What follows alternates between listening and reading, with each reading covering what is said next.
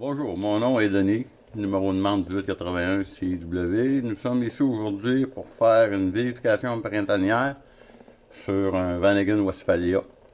Chose qui devrait être faite après à tous les ans ou après 2-3 sorties de consécutives. Je jette un coup d'œil au niveau de l'huile, au niveau des liquides pour partir en paix et avoir moins de troubles possible.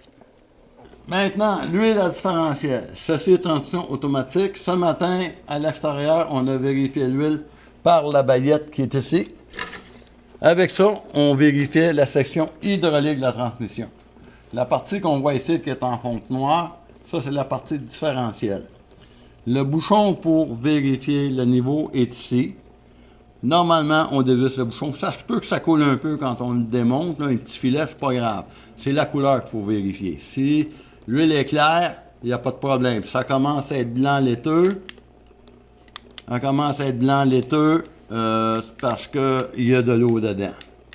D'accord? Ça fait que toujours s'arranger avec ça. Maintenant, on ne changera pas de transmission. On va garder la même transmission, mais je vais vous situer le bouchon de vérification pour une transmission manuelle. Sur une transmission manuelle, le bouchon est à peu près à ce niveau-là. Point de vue hauteur, point de vue dimension, est à peu près là. Pour le vérifier, c'est le même principe. On le démonte avec une clé à lune 17 mm. D'accord? Et ça se peut qu'on voit de l'huile couler un peu, c'est pas grave.